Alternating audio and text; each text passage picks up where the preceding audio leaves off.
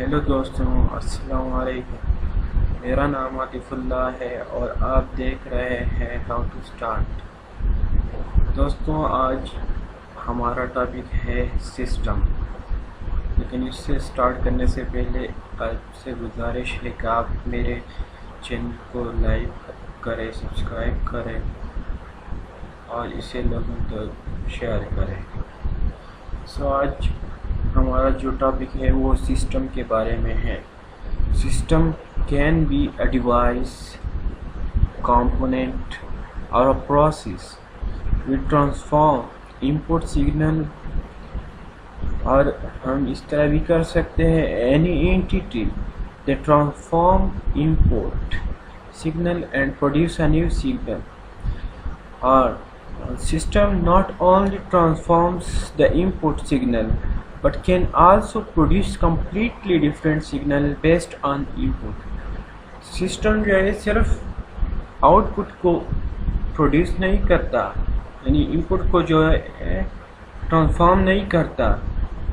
Basically वो different जो है आउटपुट पे वो डिफरेंट सिग्नल ले देता है। जैसे कि हम एक इनपुट पे सिग्नल ले देते हैं और वो आउटपुट पे कम्प्लीटली दूसरा सिग्नल हमें प्रोवाइड करता है। तो ये जो है सिस्टम की ये हैसियत है।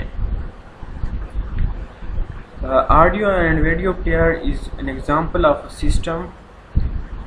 जैसा कि हम प्लेबैक पे ऑडियो को लगाते हैं, यानी इसकी हम टाइम को इंक्रीज या डिक्रीज करते हैं, इस तरह ये जो है सिस्टम की एक एग्जांपल है। इस तरह एक्स ऑफ टी जो है ये इनपुट सिग्नल है और यहाँ पे इसके लिए सिस्टम लगाया हुआ होता है और हमें वाई ऑफ टी पे आउटपुट हमें प्रोवाइड करता है। यहाँ पे तो हमें पता है कि कंटिन्यूस टाइम पे जो भी इनपुट होगी वो एक्स ऑफ टी से हम डिनोट करेंगे और आउटपुट पे जो सिग्नल होगी हम उसे वाई ऑफ टी से डिनोट करेंगे। सिमिलर डिस्क्रीट टाइम के लिए ये इस तरह होगा कि एक्स ऑफ एन वो हमें बेसिस पे बंद करते हैं, यहाँ पे हम स्क्वायर में इसे बंद कर लेते हैं, स्क्वायर ब्रैकेट में। तो आउटपुट पे वाई ऑफ एन हमें प्रोवाइड हो जाती है ये सिस्टम से।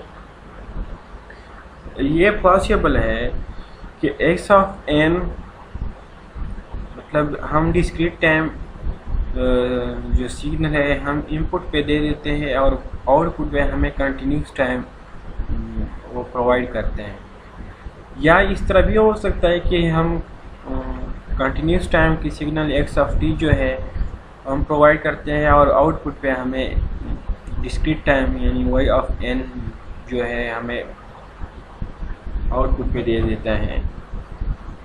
इस तरह हम सिस्टम के एक सिस्टम है हमारे पास, यहाँ पे हमने रजिस्टर कनेक्ट किया हुआ है और यहाँ पे वोल्टेज है। तो फिर हम इसको मैथमेटिकली किस तरह लिखेंगे, यानी हमें करंट फाइंड करना है। तो I of T is equal to 1/r into V, यानी कॉलम ला है I is equal to V divide by R. इस तरह आर को हमने कॉमन लिया है 1/r we of T, and यहाँ पे V of T is equal to I of T, और यानी कॉलम ला के मुताबिक V is equal to I R. So इसका जो मॉडलिंग ऑफ सिस्टम है, यानी आउटपुट पे हमें जो मिल रहा है Y of T is equal to 1/r X of T मिल रहा है। आप देख सकते हैं यहाँ पे वो Y of T is equal to 1/r X of T.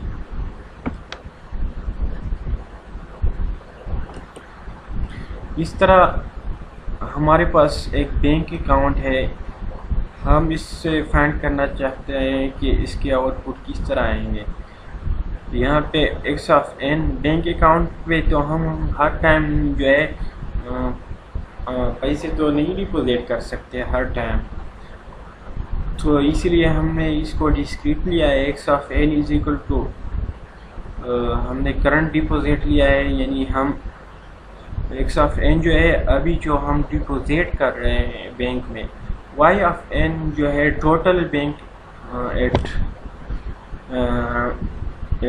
That time जितनी यहाँ पे जो है वाई ऑफ एन जो है टोटल बैंक में जो हमारे पैसे थे वो हमने उसे वाई ऑफ एन से डिनोट किया है।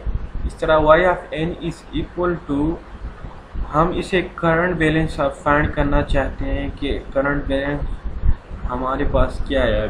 हमारे बैंक में हमने जब एक्स ऑफ एन डिपॉजिट किया है, एक्स ऑफ एन हमारे पास इनपुट है, so Y of N minus one, ये एन माइनस वन इसीलिए हमने लिखा है कि वो जो प्रीवियस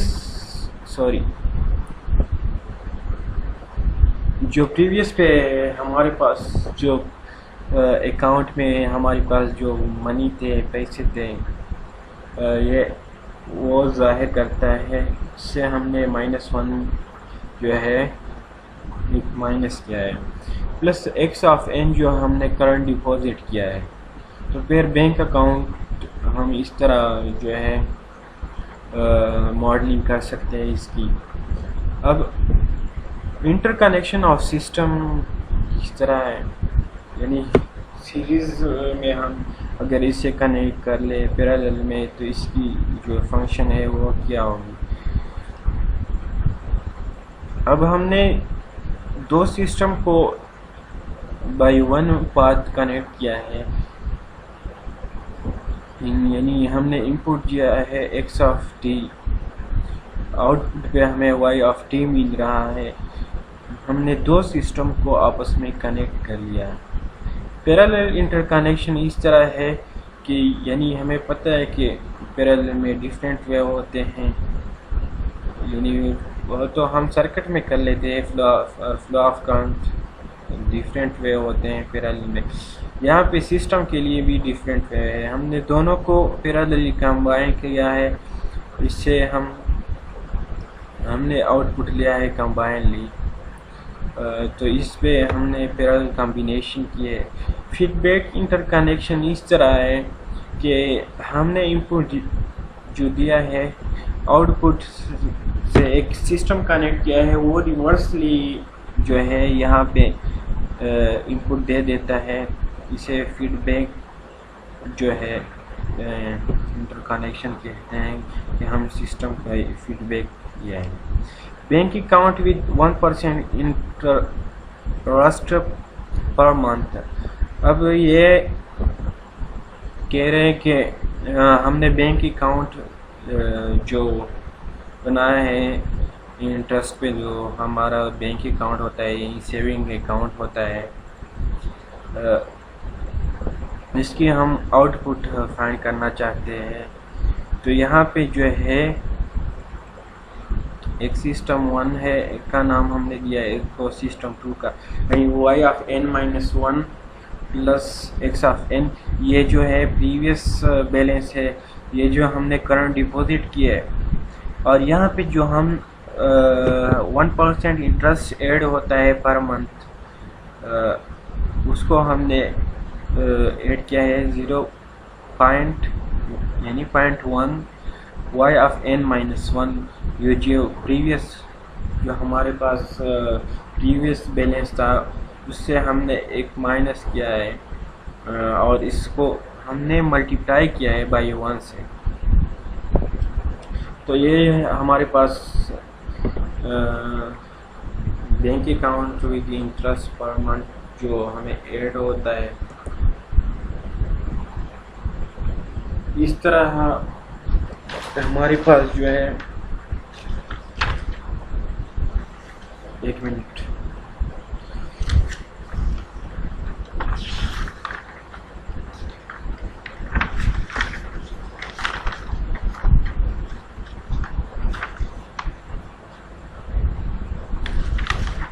अच्छा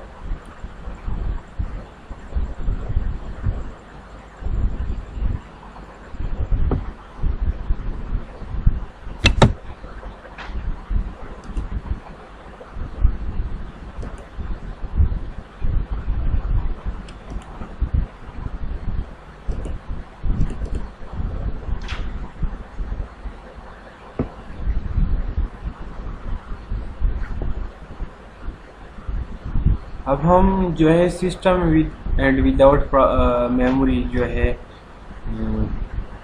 डायनामिक सिस्टम प्रॉपर्टी जो है system with and without memory हम इसे डिफाइन करते हैं कि कौन कौन से सिस्टम विद है और कौन कौन से सिस्टम विदाउट मेमोरी है।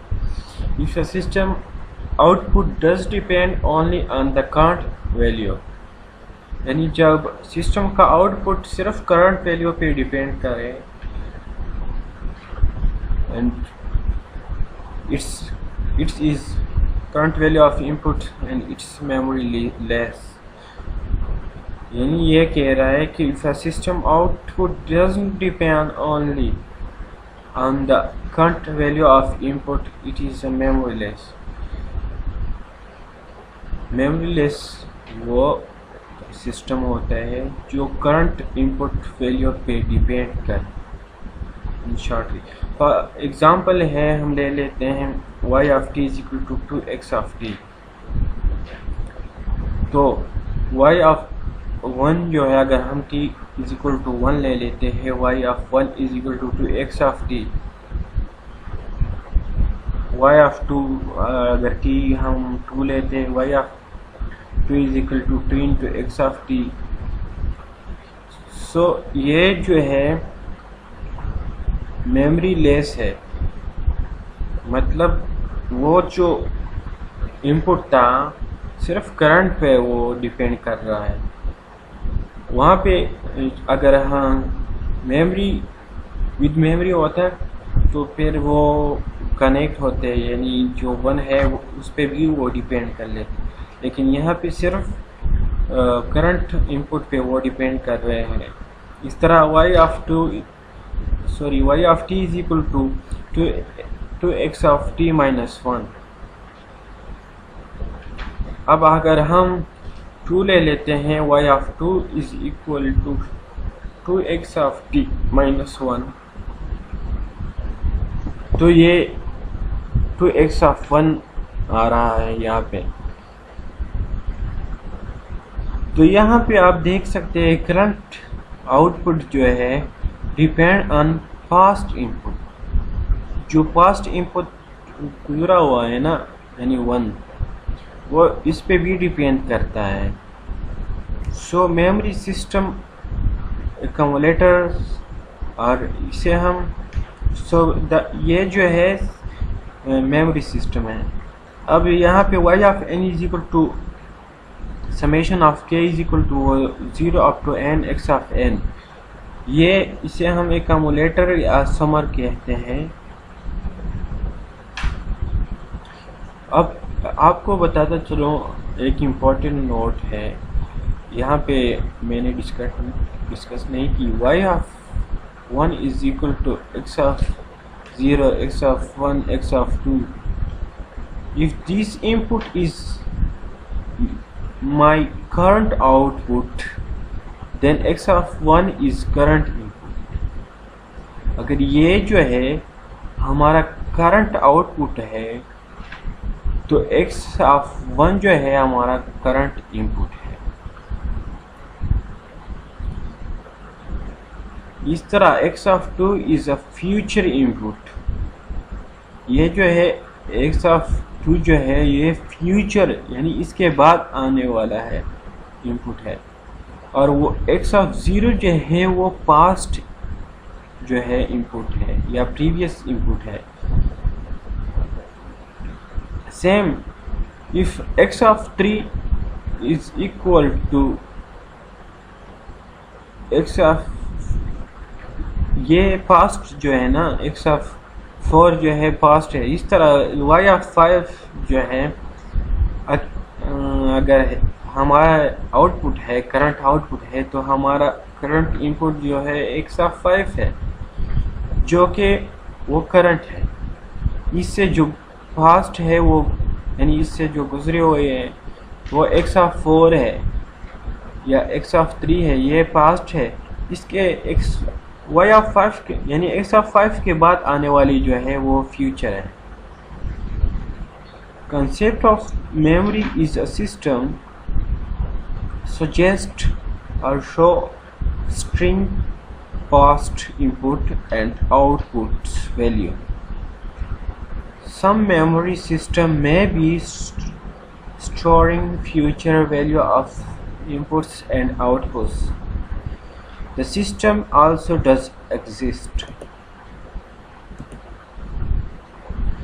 अब यहाँ पे हम पढ़ेंगे इन्वर्टिबिलिटी. इन्वर्टिबिलिटी क्या है? A system is said to be invertible if a distinct inputs lead to distinct outputs. You must not have same output for more than one inputs. Invertibility वो क्या है? ये है कि एक ही जो है यानी आउटपुट जो है एक नहीं हो सकती जितने भी इनपुट्स हो, यानी इनपुट्स 2 या 3 या 4 हो, इसकी जो आउटपुट है वो सेम नहीं हो सकती. इन्वर्टिबिलिटी का यह मतलब है. If a system is invertible then an inverse system exist.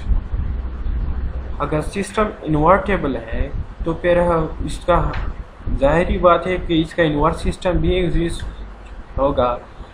That when cascade with original system yield an output equal to the input to the first system. अगर हम इन्वर्टेबल और इसका इनवर्स कैस्केड कर ले, सीरीज में लगा ले, तो फिर x ऑफ t जो है हमारा जो इनपुट है इन्वर्टेबल सिस्टम का वो आउटपुट होगा. एक्स ऑफ टी हमने इन्वर्टेबल सिस्टम पे अप्लाई किया, उसने वाई ऑफ टी दिया. ये जो इन्वर्टेबल है उसका हमने वाई ऑफ टी उसके इन्वर्स को दे दिया, तो फिर हमारे पास एक्स ऑफ टी आ गया. इस तरह y of T is equal to x of t. ये जो है इन्वर्टेबल सिस्टम है. क्योंकि अगर हम इसका ओमेगा ऑफ टी का नाम दे दें तो इसका जो उल्टा आएगा 1/2 वाई ऑफ टी, ये इसका इन्वर्स सिस्टम होगा. तो एक्स ऑफ टी का जो इन्वर्स होगा वो 1/2 वाई ऑफ टी, यानी ये हमारे पास इसका इन्वर्स सिस्टम होगा. Similar X of T is equal to, हमने यहाँ पे सिस्टम पे Y of T is equal to x of T दे दिया और वाई ऑफ टी इसने हमें दिया. सो ओमेगा ऑफ टी यानी जो आउटपुट है एक्स ऑफ टी वो इसके इक्वल है 1/2 वाई ऑफ टी के. तो आउटपुट ओमेगा ऑफ टी हमारे पास एक्स ऑफ टी के इक्वल हो गया. Similarly, discrete time x of n is equal to y of n up to summation of infinity k is equal to infinity up to n x of k. तो यहाँ पे हमारे पास output आ जाते हैं y of n और जो inverse system है वो ओमेगा ऑफ n यानी w of n is equal to y of n minus y of n minus 1. अब नॉन इन्वर्टेबल सिस्टम वो कौन सा सिस्टम है? y of t is equal to 0 and y of t is equal to 2. So इसके जो output है same output for all inputs. Same output किस तरह है यहाँ पे y of t is equal to x square into t. Same output for same inputs. अगर हम यहाँ पे जो है इसकी x की वैल्यू जो है हम 3 ले तो फिर भी ये हमें प्लस पे वो +9 देगा. अगर हम x की वैल्यू -3 ले लें तो फिर भी हमें वो +9 देगा। तो फिर ये जो है वैल्यू सेम हो जाते हैं। अब हमारे पास कॉजेलिटी आ जाती है। कॉजेलिटी जिसे कहते हैं, अ system is a causal if output at any time depend on only current and past input।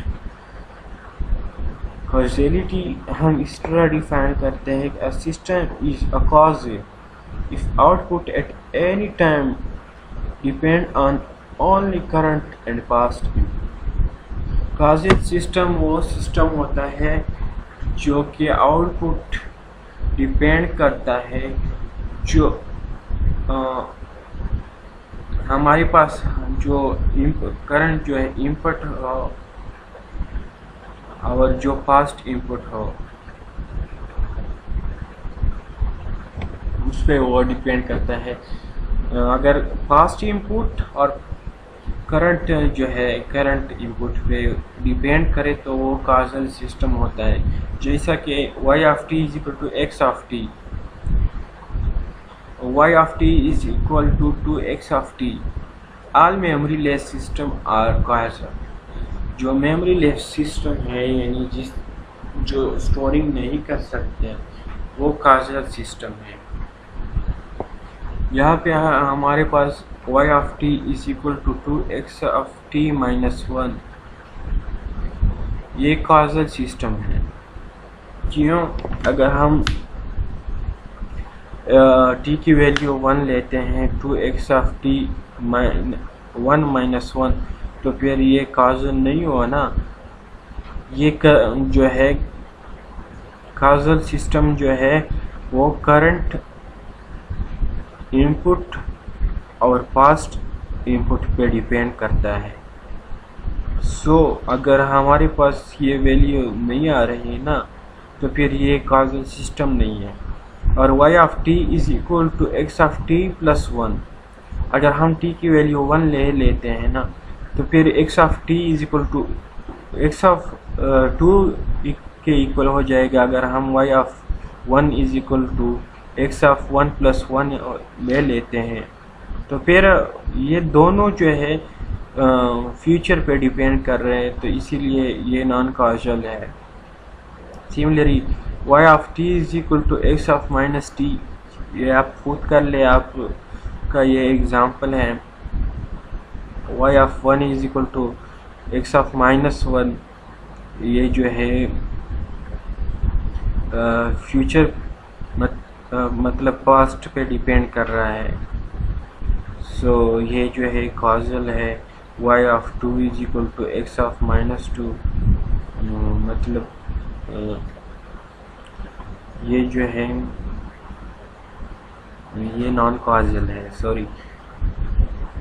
y of minus 1 जो है is equal to x of minus into minus जो है ये 1 है, ये फ्यूचर पे डिपेंड कर रहे हैं, इसीलिए ये नॉन काजल है। y of t is equal to x of t cos of t plus 1, ये जो है ये काजल सिस्टम है। क्यों? Because it is causal as if inputs is x of t, however cos of t plus 1 will yield in a constant number and it is not an input। ये इस तरह है कि जो x of t जो है ये काजल इसलिए है क्योंकि अगर हम यहाँ पे 1 देते हैं y of 1 is equal to, मतलब यहाँ पे x of 1 is equal to y of 1 आएगा ना, तो फिर ये करंट और पास्ट पे डिपेंड कर रहे हैं। सो ये यहाँ पे जो cos t प्लस 1 जो है ये एज ए कांस्टेंट रिएक्ट कर रहे हैं। अब हमारे पास जो है स्टेबिलिटी आती है। स्टेबिलिटी क्या है? विच बेंट यानी bounded input leads to bounded output, BOB से कहते हैं हमें। Bounded inputs lead to bounded outputs. ये किस तरह है? y of t is equal to 2x of t, give input x of t is equal to 1, y of t is equal to t dot 1। अगर हम इसे plot कर लेते हैं, y of t is equal to मतलब y of 1 is equal to 1, y of 3 is equal to 2, मतलब ये एक लीनियरली ग्राफ आएगा।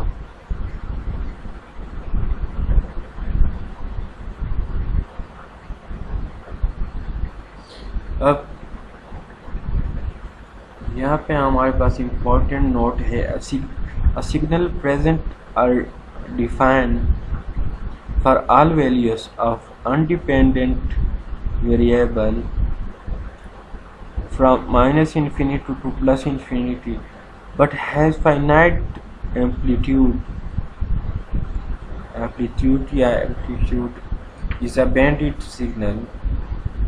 ये जो है बैंड सिग्नल है तब जब सिग्नल प्रेजेंट और defined all values of independent variable from minus infinity to plus infinity, तो ये बैंडेड सिग्नल है। So for X of T is equal to 1, output is increasing without any bounded. ये जो है goes to infinity, is sigma goes to infinity, so system is unstable। अगर y of t is equal to e की power x of t है, so x of t is equal to t, so y of t is equal to e की power 2। ये finite value है, मतलब बैंडेड input वो होता है जो कि फाइनाइट हो। सो सिस्टम इज स्टेबल। फिर ये सिस्टम स्टेबल हो, अगर हमारे पास इनफाइनाइट आ जाए तो ये सिस्टम स्टेबल नहीं होगा। So system is stable as we are unable to find a bounded input that result in unbounded output। However, if amplitude of a signal approaches infinity, it is unbounded signal। अच्छा, ये भी note कर लें कि stable system amplitude पे depend करता है, time पे डिपेंड नहीं करता है। टाइम अगर कितना भी हो, वो माइनस इन्फिनिटी से प्लस इन्फिनिटी तक हो, लेकिन अगर एम्पलीट्यूड फाइनाइट है तो ये सिस्टम जो है वो स्टेबल सिस्टम होगा। अगर इसका एम्पलीट्यूड फाइनाइट नहीं है तो ये सिस्टम जो है अनस्टेबल है। जैसा कि हमारे पास एक एग्जांपल है, u ऑफ t जो है यूनिट स्टेप फंक्शन जो है या यूनिट इम्पल्स जो है, वो हमारे पास हमें पता है कि if t is greater than और इक्वल टू 0, फिर ये इस सब के लिए 1 होगा। अगर t लेस देन 0 आ जाए तो फिर ये जो है ये 0, ये सिस्टम जो है ये स्टेप फंक्शन नहीं है। इस तरह अगर हमारे पास y of t is equal to 2 है तो ये माइनस इन्फिनिटी से लेकर प्लस इन्फिनिटी तक है, लेकिन जो एम्पलीट्यूड है वो फाइनाइट है, तो इसीलिए ये हमारे पास जो है स्टेबल सिस्टम है, यानी ये सिस्टम स्टेबल है, ये स्टेबिलिटी रखता है। इस तरह अगर हमारे पास यूनिट स्टेप फंक्शन है जो delta of T is equal to 0 पे हमें ये इनफाइनाइट दे रहा है, तो ये फिर टाइम तो इसका ड्यूरेशन तो इसका बहुत ही कम है, लेकिन यहाँ पे हमारे पास एम्पलीट्यूड भी आ जा रहा है, इसीलिए ये जो है फंक्शन है ये अनस्टेबल है। दोस्तों, उम्मीद है कि आपको ये समझ आ जाएगी इंशाल्लाह। अगर कोई प्रॉब्लम हो तो आप मुझसे ईमेल भी कर सकते हैं, मुझको क्वेश्चन भी पूछ सकते हैं, कमेंट सेक्शन में भी आप क्वेश्चन पूछ सकते हैं। दोस्तों, आज जो हमने पढ़ा ये वो सिस्टम के बारे में था, इसके सिस्टम की स्टेबिलिटी के बारे में पढ़ा, काजुअलिटी के बारे में पढ़ा, with system and without memory, with memory जो हमने वो पढ़ा। दोस्तों, आज तक के लिए इतना ही, लेकिन इससे पहले आप मेरे YouTube चैनल को प्लीज़ सब्सक्राइब कीजिए, बेल आइकॉन को क्लिक कीजिए ताकि हमारी जो नई वीडियो है आप तक पहुँचती रहे। तब तक के लिए मुझे दीजिए इजाज़त। अल्लाह हाफिज़।